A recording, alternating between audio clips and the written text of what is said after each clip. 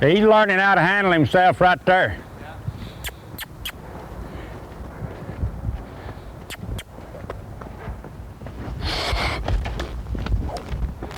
Huh?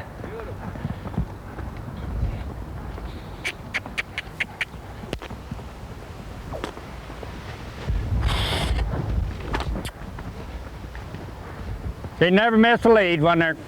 We build a lot of this in them. In this tape, we are talking about collection, and we're also going to talk about the flying lead change. Now, I don't think we have to pair the two together to be able to talk about them. Collection is desirable in a lot of horses that do not have flying lead changes.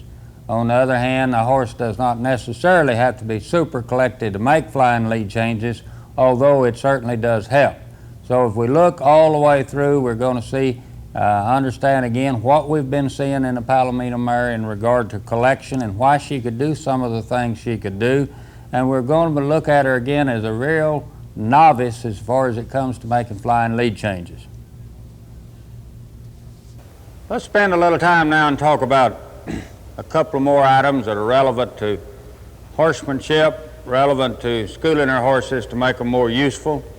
One of them we really want to talk about, and that's collection. Collection. What does collection mean to us? It means collecting the horse. And I guess every time you use the word collection, everybody has a different connotation about exactly what we're talking about. I think the easiest way for me to explain collection to anybody is to just stop the horse still for a minute and to think about where the horse's weight is distributed. We like to say, and we think we're fairly accurate, and as the horse is standing here, 60% of his weight is on his front feet. That leaves about 40 on the back. Incidentally, that's the reason why the anatomy and the structure of the foreleg is so important to us in horses staying sound. Not only is more weight on it, but they're the ones that hit the ground first when a horse is in flight or when he's traveling. So absorbs a lot of concussion, but we've got 60% of the weight on the front end. Well, what we're trying to do and talking about when we're talking about collection is to try to balance that back a little closer to a 50-50. And the way you do that is to train, coach, teach the horse to get his hind feet up under him to bear more weight, get his hind feet closer up under him to bear more weight, and to use his hindquarters more to drive with. As opposed, if you saw a horse come by you at a lope, and this horse is rather flat in his back, his hind feet are trailing him, so to speak, his front feet are out in front, and he's pulling with them. This is a horse that has very little collection. The same horse coming by with his hindquarters up under him more, tighter up under him, and using his front end basically to elevate himself, elevate in front, drive in back, elevate in front, drive in back. That's how we get the good balanced lope, where we sit right in the middle. We get it here, and that's where we get the real athletic individual that has a lot of capability to stop, turn around, feels good moving, feels correct. Now when the horse is doing that, and it's the subtle differences as we begin to coach it and train it into him, we use that, describe that in lots of ways. We say that the horse is placing his hind foot further up under my stirrup. What does that mean? He's striding further up under himself, this way. So he takes this foot when I'm going to the left and placing it further up under my stirrup. We use another term. We say he's rolled up and tighter in his loin. And he is. We pulled him together this way, and he's up here tighter. When he's strung out, front feet here, back feet here, he's hollow in his back. So it's really not too hard to understand. We start thinking about how to get a horse to be collected, to be where he can use himself a great deal more. So that means getting together, pulling together, and this horse that's pulled together is a horse that can hold the short lope. This is a horse that can lope balance. This is a horse that I can ride easy. This is a horse that's comfortable to ride. And this is a horse that really can stop hard and do a lot of things nice. And so we've got to go about kind of disciplining our horse and collecting him. And we need to realize make a real key point here that there's a difference between collection and flexion. Flexion means nothing more than what we said in our bitting demonstration, where that the horse flexes at the pole. That's flexion. And a horse can flex at the pole, even overflex, and still not be collected. But a lot of people not understanding it have felt like if they could get their horse's head back, they had him fixed, so to speak, that he'd be a very attractive horse to look at. Really, flexion at the pole is nothing more than a byproduct, probably, of collection. Because one of the ways in which we teach a horse to go collected is to put the motor, which is back here, put it in gear, put it to running. Is it look like you'd taken your truck and drove it up against a big tree and spin the back wheels? Put the front bumper against a big tree and then spin the back wheels. You're collecting that truck, so to speak. That's the same way I'm doing this horse. Here's my big tree. I got it in my hands. I'm going to hold the front end. Now I'm going to drive with my leg just a little. And just at the trot, you can watch as this mare comes to me. I can make the mare, and another term we use, we say we want the horse to use himself more. Eat the trot even, and particularly at the lope. Now if you watch, I can pull this mare together by just holding in her face, cluck to her, I can squeeze her a little, and I can almost make her trot in place. She holds her cadence and stays right there. That's what we want to do at the lope.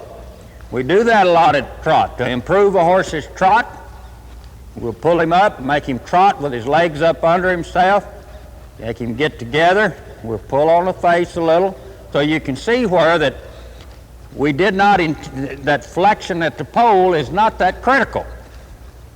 Horse can be a nice horse and have his head out past the vertical some and still be a nice horse.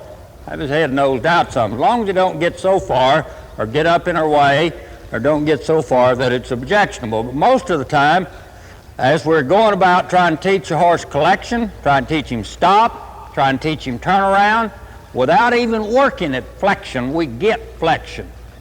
It's a byproduct. What we're working for is the way the horse moves. Cut his head off, look at the rest of his body. As he comes by, study the rest of his body. Don't worry that much about where his head is.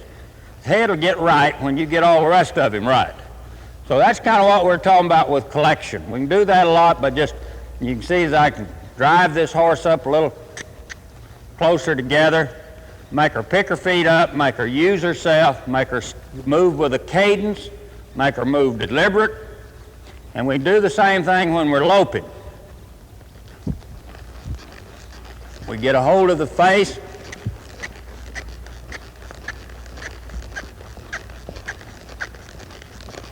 you can see where we get flexion, but that's not what we're after. What we're after is collection.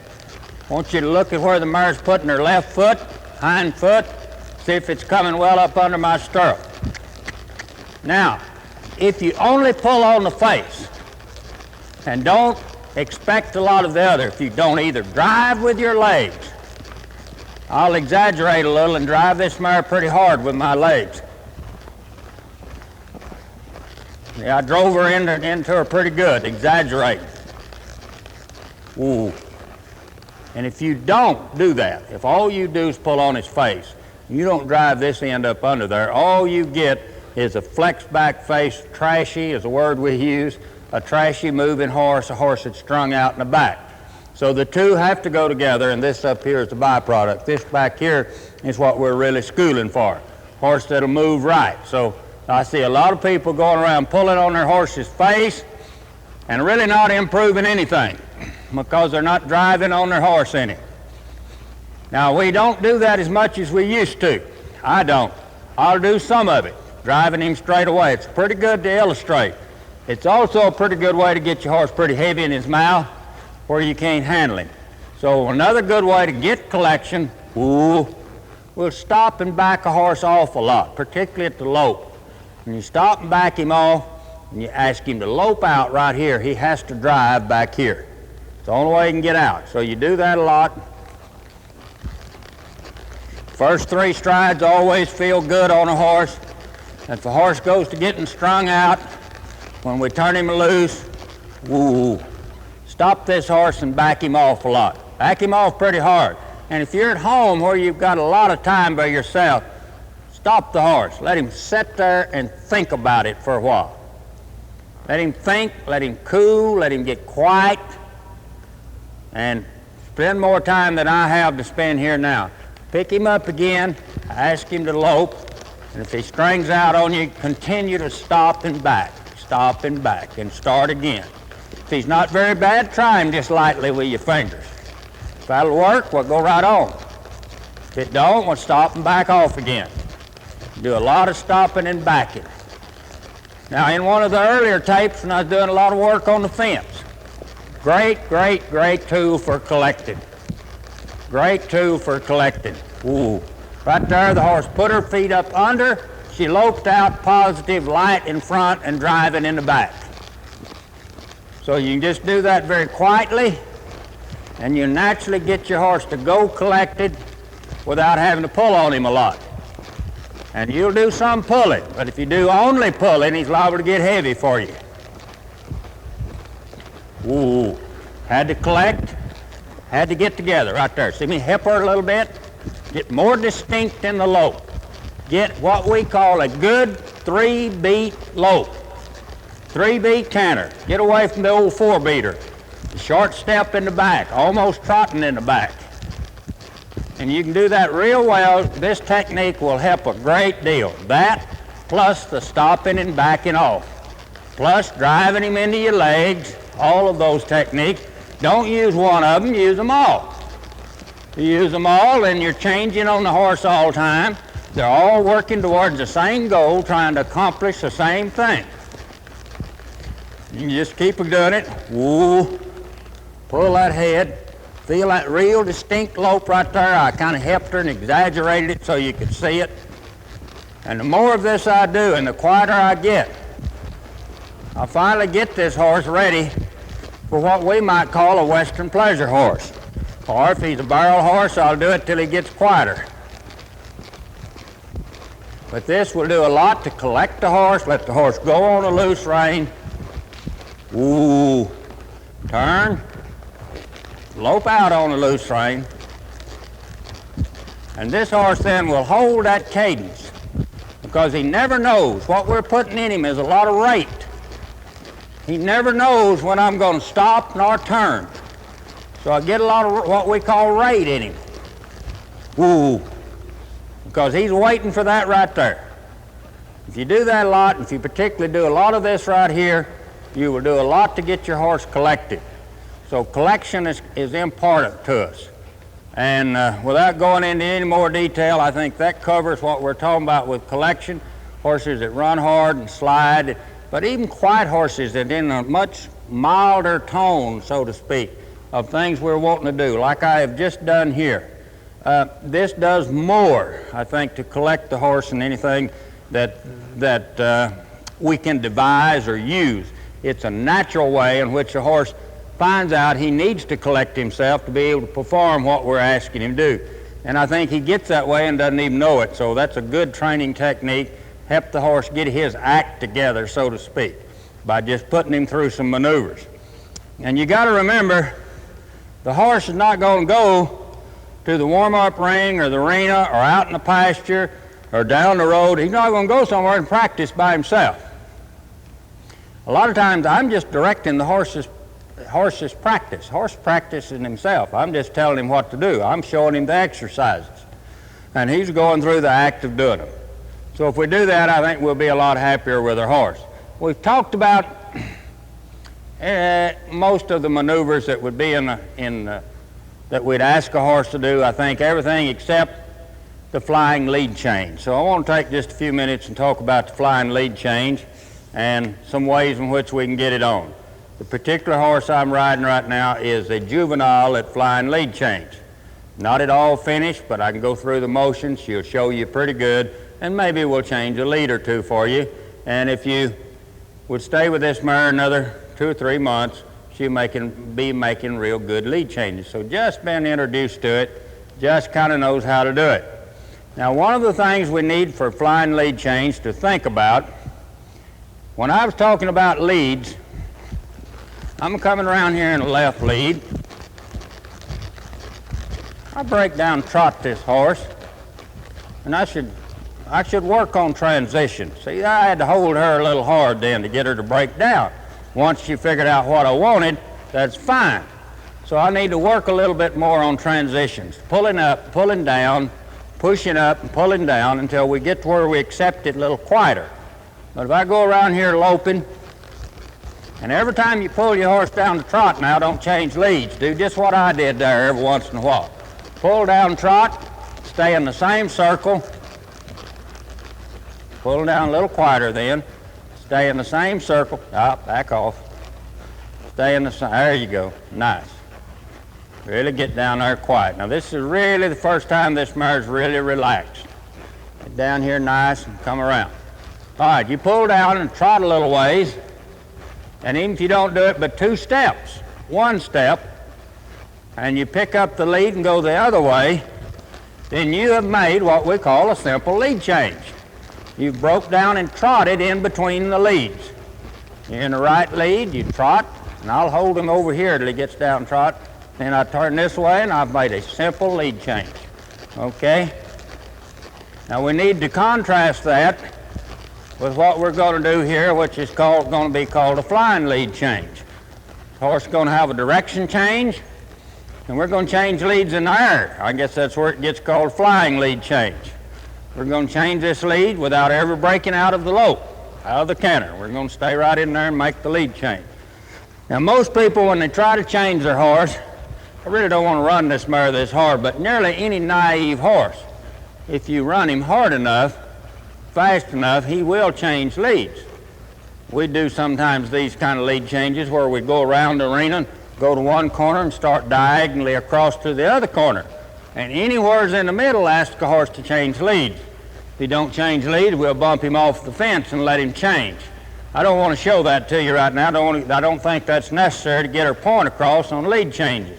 But one thing that is important is that we cannot be down here in the left lead working hard in a pretty tight circle and running pretty fast and have this horse's body canted to the left and all of the angle into the left and the horse using the left lead, and all of a sudden come to a point where we want to change the other way and just flop this horse over and get a lead change.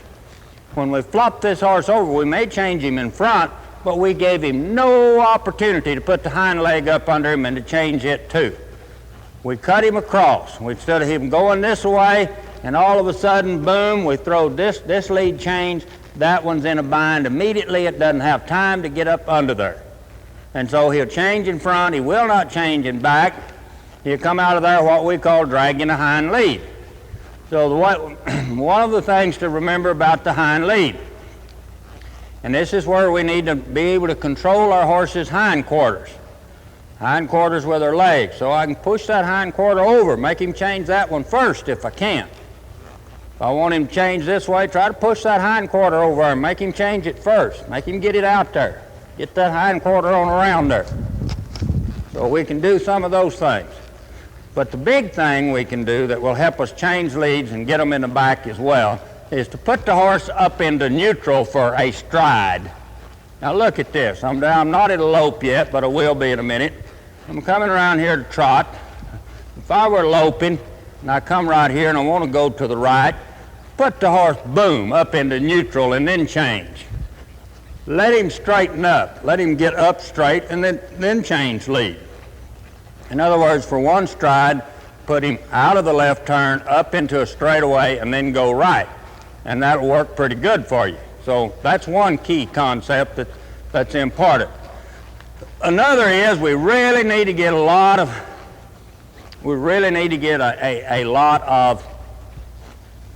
side and a lot of side pass and a lot of give on our horse to get him to move.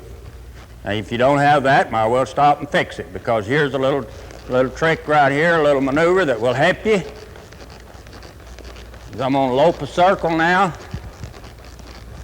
As I've loped this circle, come to the middle, stop, side pass to the inside. All right, inside of my circle. Now take this leg out, put this one in, and lope right straight out. Okay? Now I'm going to do it one time the other way. A lot of times instead of changing leads, we talk about this, just go swap some legs, because essentially that's what I'm doing. I'll complete this circle, woo, stop, put this leg on, go to the inside. All right, I'm over, take that leg out, right straight away. Now put the other leg in for the lead change. And do it one more time, and then I'm going to come through and do the whole thing, except I'm not going to stop loping. I'm going to use my hands and legs the same way. Woo. Get over. She's just kind of in the juvenile stages of this. Take that leg out. Don't let them jump to that lead. Stay straight. You saw me then pull a little bit on my left rein. Stay straight. You don't want the horse ducking towards the lead. Now I'm going to come to the center and use my legs the same way and try to change for you. Side pass in, change legs, made a flying lead change. A little bit hard, a little coarse. Mare's you got to pull on her a little bit, but she didn't fight it too bad. Come around, come side pass in, and finally changed the lead. Had just a little trouble with it. A little bit ragged in there. Have to wait on her a little. And I'll try one more going back this other way. Take a hold, side pass over, change, made the flying lead change. And that's kind of the way that's done. That will develop. Ooh. That will develop up to eventually you'll be doing it all with your hands. The more of it you do, you'll do more with your hands. Your horse will quit charging so much. And right now the horse is charging pretty good because she hates those legs. And you've got to use those legs to kind of get them started. The quicker you can get the horse to doing it kind of off of your hands with the slightest suggestion of the legs, the quicker the horse will quit resenting it and trying to run through it. And that takes a period of 2 or 3 or 4 months with all horses. Some of them more than others, some of them less. But even the quietest, nicest horses will go through a little stage in there now where they get fuzzed up. And when I keep using the word fuzzed up, I mean getting a little flighty, getting a little heavy in their mouth, getting a little bit excited. And they're going to do that. You're using your feet on them that much and your hands on them. Be tolerant, be patient. Be able to do that, and I think you'll be happy with it. Now, one other little old trick that works pretty good and some people use is what we call a counter canter. I don't know whether I can do that on this mare or not, but we deliberately put the horse up in the outside lead, the wrong lead, if you would, to understand what I'm talking about. I'm going to start this mare right over here. I'm going to start her right down that way, and I'm going to start her over here in the left lead. And then I'm going to let her go a stride or two, and then I'm going to pull her to the right. I'm going to pull her to the right. And I'm going to take this leg and hold her in the left lead. The leg's going to say, use that lead over there. The hand's going to say, go this way. So she's going to be very awkward trying to hold that. And I'll try to let her hold it a few strides, and then I'm going to take this leg out that's holding her in the wrong lead, or the opposite lead, the counter canter, and see if she won't pop back to it. And a lot of them will. And I'll talk about how we use that a little bit more.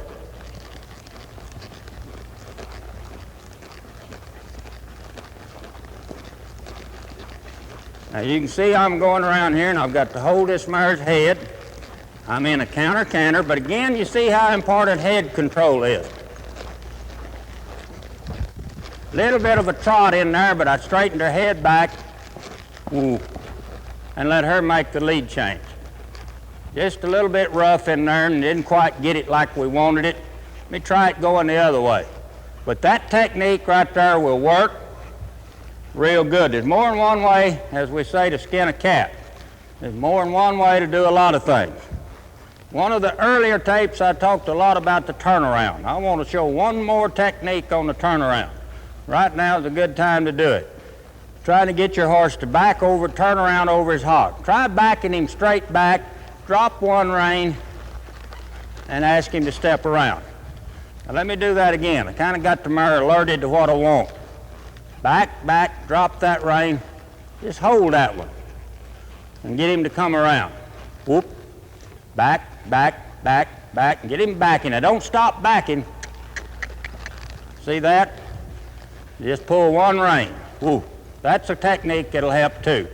Get one turn around. Back, back, back. Don't stop backing.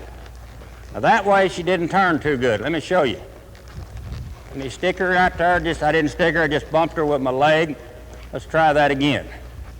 Back, back, back, back. A lot better. She's trying. You saw the hind leg get still. Didn't move it. Back, back, back. Turned right around over it. So throw that in with what we talked about on the turnaround. Let me go back now and show this, talk about this counter one more time. I'm going to put the mare over here now this time and see if I can put her up into a right lead and pull her into a left counter. All right, now we're in the right lead. I'm holding it in there with my left foot, and if she'll hold it around past the camera, a little bit awkward, they don't like it, and I'm going to take that leg out that I've got down here on the inside.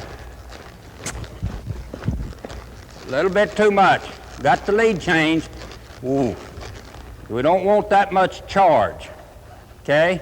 Probably my fault. I asked her a little hard. We don't want that much charge. Let me try it one more time. I just probably a little coarse with my leg then. All right, got the right lead, nice and neat.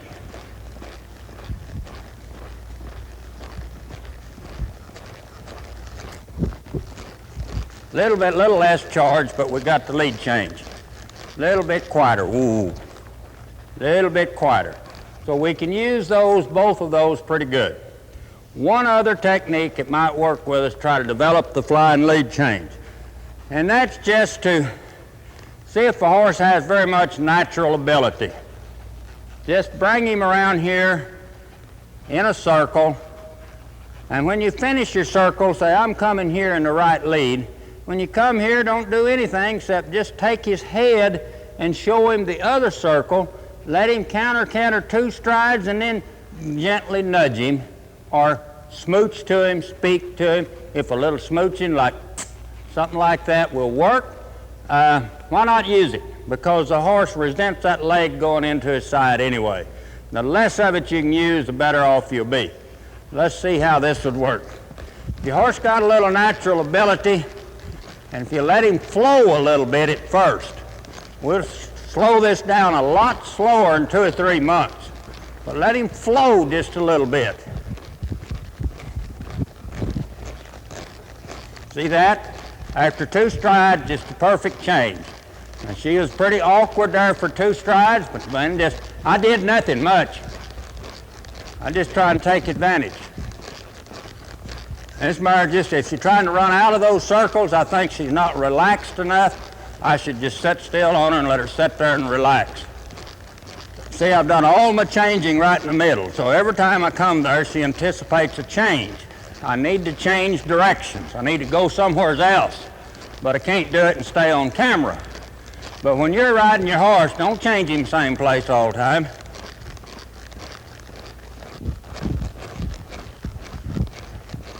That's just pretty natural kind of little old change right there. She is a little bit late in the back, but it's pretty natural kind of little change, and sure not very resentful for her.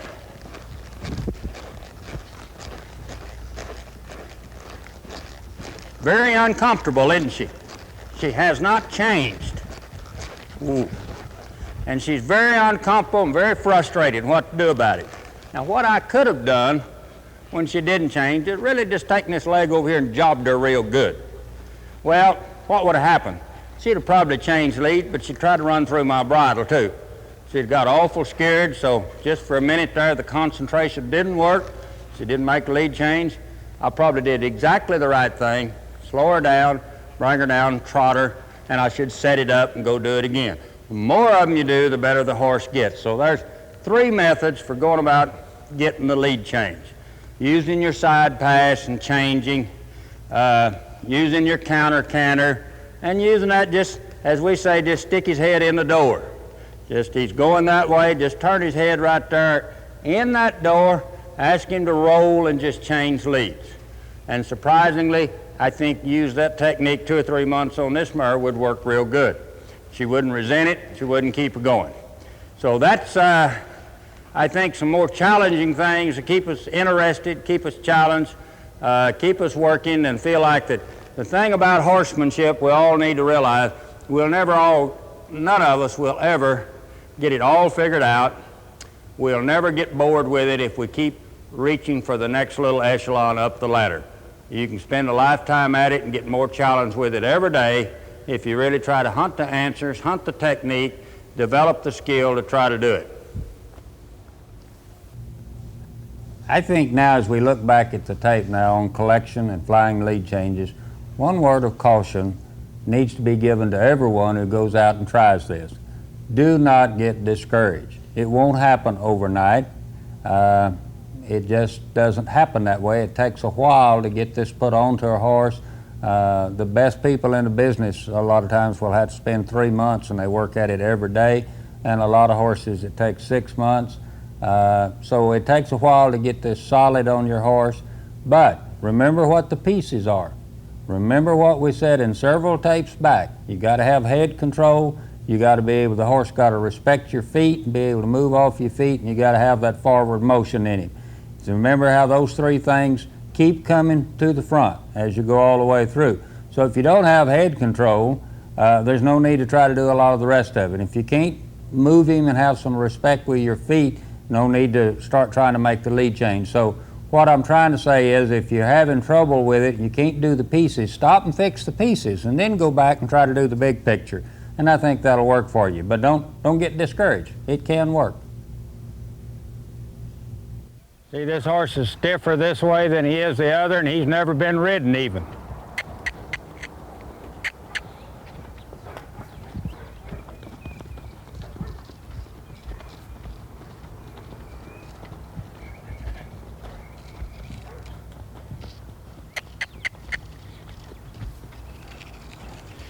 He don't lighten up on our airfoil. We'll put a little light chain on there.